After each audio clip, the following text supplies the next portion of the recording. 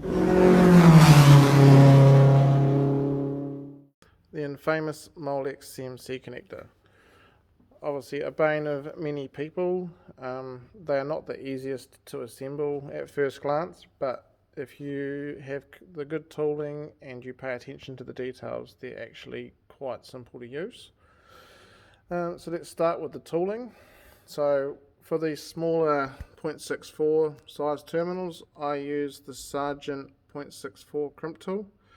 I find this works quite well and gives a nice solid crimp, which slides into the connector very easily. For removing the terminals, I use these MaxxECU CMC removing tools.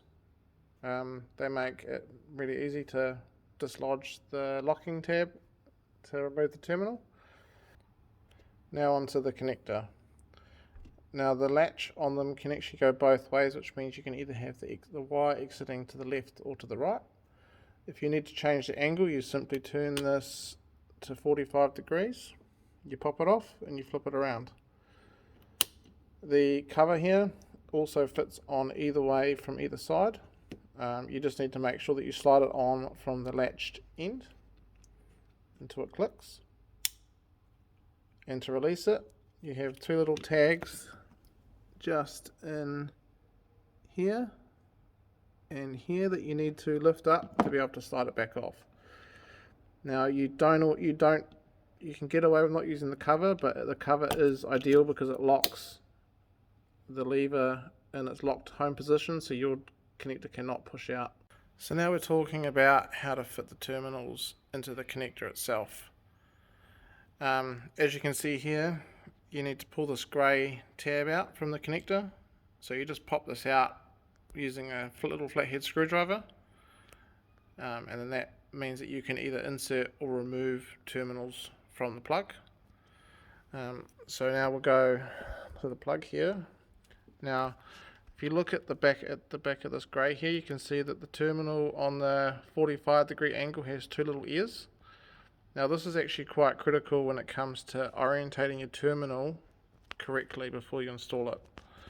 You need to make sure that when you do this, that you hold the terminal dead straight so that it will actually go all the way home and click into place.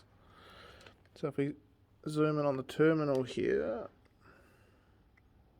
so you can see that there's the locking tab sticking out there, and then at the end there you can see there's two little ears. So this is what you need to line up with those ear cutouts in the grey backing. So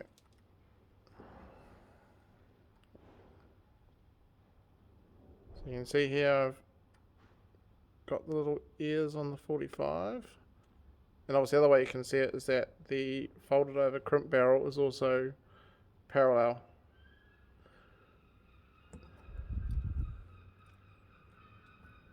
And then you listen for the click, and terminal's fully seated in there. So now we're on to the removal stage. This is obviously quite useful for if you've purchased a pre-terminated harness and need to remove some excess wires. So yeah, obviously you need to remove this grey thing out to this far.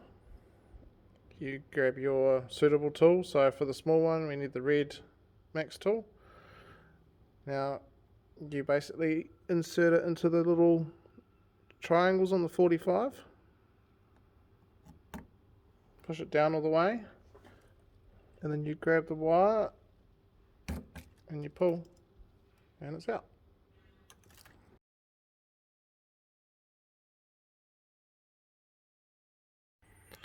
Some other tips and tricks is obviously if you are assembling a bare connector is to make yourself an Excel spreadsheet. And if you start from one end of the connector and work your way down, it's much easier than if you just start randomly populating it, as it can be quite confusing with the whole alphabetical and numerical pinout. One of my friends has likened it to playing a game of Battleship. So obviously on the connector here, focuses, you can see we've got A at the top all the way down to M. And then on the right hand side we have 1, and it's obviously 4 on the left hand side.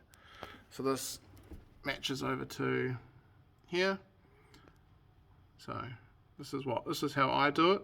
It makes it nice and easy for me to make sure I don't forget any wires that I need. So that's the end of this little video. That loom that I have started working on is for this particular project. So hopefully someone finds this video useful for understanding how to assemble and pull apart a Molex connector when required.